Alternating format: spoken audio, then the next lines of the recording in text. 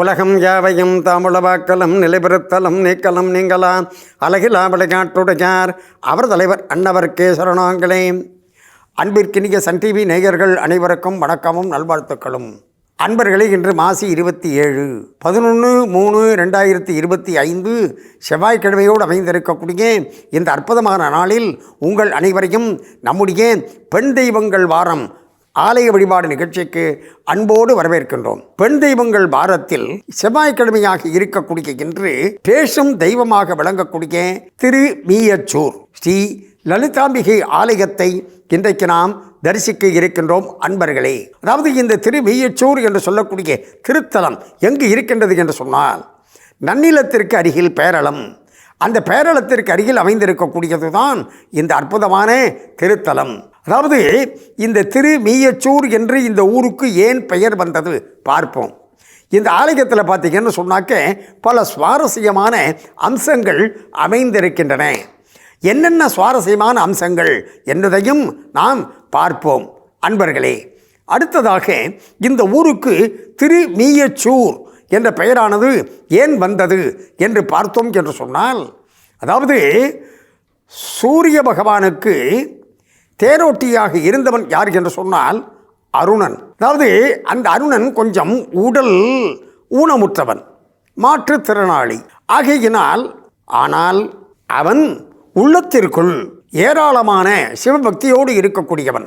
அப்படி சிவபக்தியோடு இருக்கக்கூடிய அந்த அருணன் கைலாயம் செல்ல வேண்டும், சிவ தரிசனம் செய்ய வேண்டும், கைலாயம் செல்ல வேண்டும், சிவ தரிசனம் செய்ய வேண்டும் என்று சதாசர்வகாலம் அப்படி மனதிற்குள் சொல்லிக்கொண்டே இருப்பான்.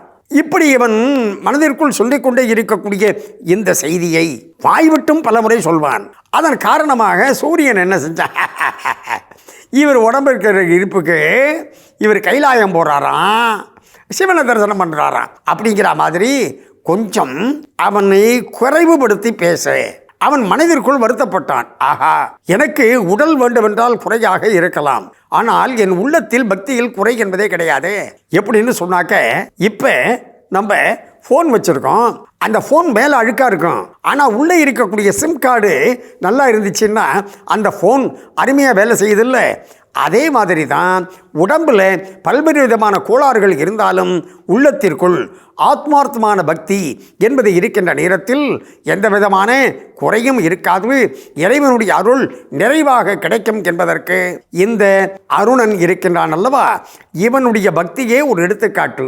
எனவே அந்த அருணனுடைய பக்திக்கு வச்சு அதே சந்தர்ப்பத்தில் ஆணவத்தோடு ஒருவர் உடல் குறைக்கையும் பேசக்கூடாது என்ற உலக நியதியையும் எடுத்து சொல்ல வேண்டும் என்பதற்காக சிவபெருமான் என்ன செய்தார், அந்த சூரியனுக்கு ஒளி மங்கி போவாய் என்று சொல்ல, ஆஹா என்று ஆணவத்தோடு இருந்த சூரியன் இப்படி இறைவன் என்று அப்படி வருத்தப்படுகின்ற நேரத்தில், நீ இந்த திருத்தலத்திலே வந்து என்னை நோக்கி தவம் செய்வாய் என்று சொல்ல, அந்த அடிப்படையில் ஒளி மங்கிய சூரியன் இங்கு வந்து அப்படியே இறைவனை பூஜித்தான்.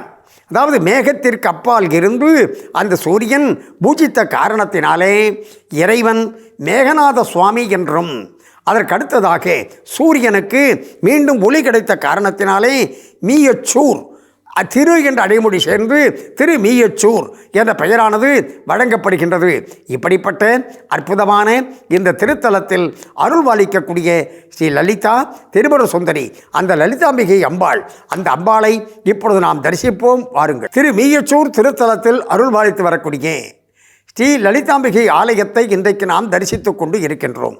இந்த ஆலயத்தில் பார்த்தீங்கன்னு சொன்னாக்கே பல்வேறு விதமான சிறப்புகள் என்று, அப்படி பல்வேறு விதமான சிறப்புகள் என்று சொல்கிற நேரத்தில் சூரியன் இழந்த ஒளியை பெற்றான் அல்லவா, அதை போல் நாமும் எதையாவது இழந்து விட்டோம் என்று சொன்னால் அதை திரும்பவும் பெறுவதற்கு இந்த ஆலயத்திலே வந்து இந்த வேகநாத சுவாமியையும் இங்கு அருள்பாலிக்கக்கூடிய லலிதாம்பிகையையும் நாம் தரிசனம் செய்ய வேண்டும்.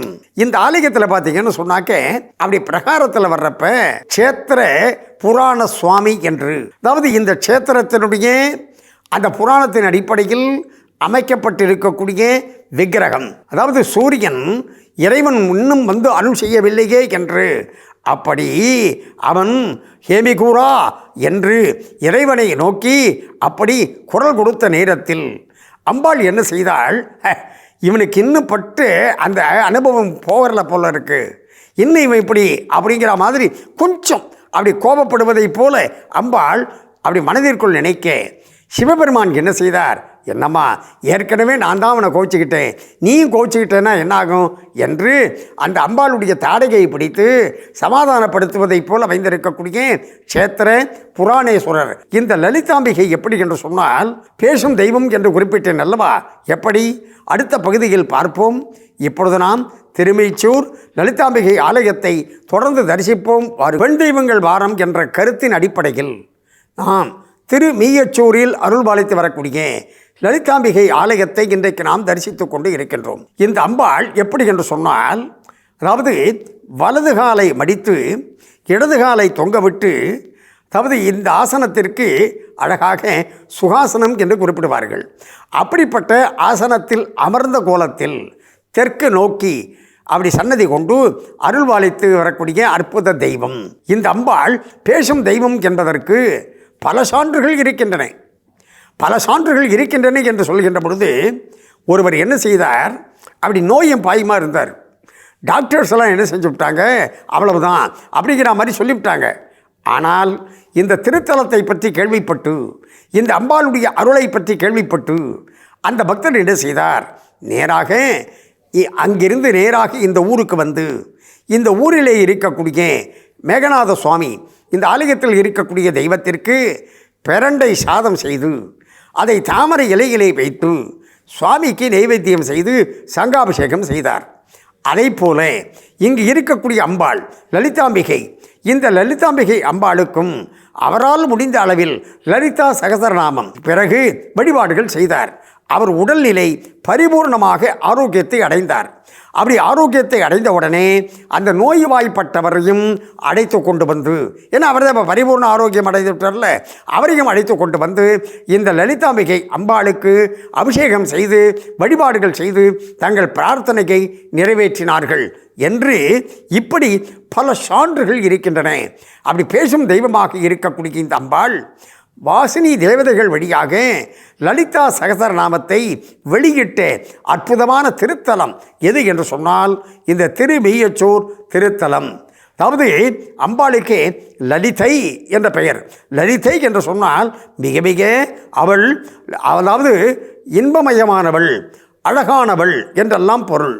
ஆனால் நாம் அதை லிட்ரலாக அப்படியே எடுத்துக்காம நமக்கு வாழ்க்கையில் அவள் இன்பத்தை தருவாள், நம்முடைய வாழ்க்கையை ஒழுங்கு இல்லாமல் இருக்கக்கூடிய வாழ்க்கையை அழகாக்குவாள் என்று நாம் அப்படி எடுத்துக்கொள்ள வேண்டும்.